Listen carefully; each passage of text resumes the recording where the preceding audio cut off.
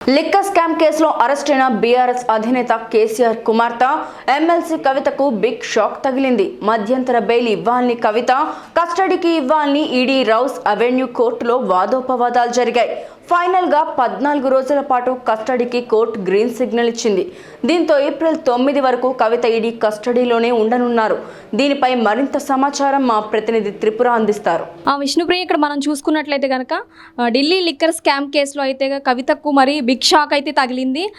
MLC కవితకు న్యాయస్థానం judicial remand అయితే విధించింది. అంటే ఇవాల్టి నుంచి ఏప్రిల్ 9 వరకు అయితే విధించింది. అంటే మొత్తం చూసుకుంటే 14 రోజుల పాటు అయితే రిమాండ్ అయితే విధిస్తున్నట్లు రోజ్ అవెన్యూ కోర్టు అయితే ఆదేశాలు అయితే జారీ చేసింది. విష్ణుప్రియ, అదేవిధంగా కోర్టు ఆదేశాల నేపథ్యంలో కవితను తీహార్ జైలుకి అయితే కనుక పంపిస్తున్నారు. ఇక కవిత వేసిన బెయిల్ మధ్యంతర పిటిషన్పై విచారణను కోర్టు అయితే వాయిదా వేసింది. అంటే ఏప్రిల్ 1న ఆ పిటిషన్ వేస్తామని స్పష్టం చేసింది. ఇక రెగ్యులర్ బెయిల్ పిటిషన్ ఏదైతే ఉందో ఆ తర్వాత విచారిస్తామని రోజ్ అవెన్యూ కోర్టు అయితే కనుక వెల్లడించింది. అదేవిధంగా మరి ఢిల్లీ మద్యం కేసులో అరెస్ట్ అయిన ఎమ్మెల్సీ కవిత ఈడీ కస్టడీ నేటితో ముగియడంతో ఆమెను రోజ్ అవెన్యూ కోర్టులో ఈడీ అధికారులు హాజరుపరిచారు. ఈడీ తరపు న్యాయవాది జోయబ్ హుసేన్ ఆన్లైన్లో వాదనలు అయితే వినిపించారు.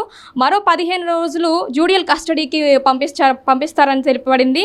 సో ఈ కేసు దర్యాప్తు పురోగతిలో ఉందని పలువురు నిందితులు ఇంకా ప్రశ్నిస్తున్నట్లయితే కనుక మనకి సమాచారం ఉంచింది. అదేవిధంగా ఇక కవిత కుమారుడికి పరీక్ష షెడ్యూల్ విడుదలైనందున మధ్యంతర బెయిల్ ఇవ్వాలని ఆమె తరపు న్యాయవాది కోర్టుకు అయితే వెల్లడించారు. ఇరువైపులా వాదనలు అయితే మరి విన్న కోర్టు కవితకు 14 రోజుల జ్యుడిషియల్ రిమాండ్ అయితే విధిస్తున్నట్లు ఉత్తర్వులు అయితే జారీ చేసింది.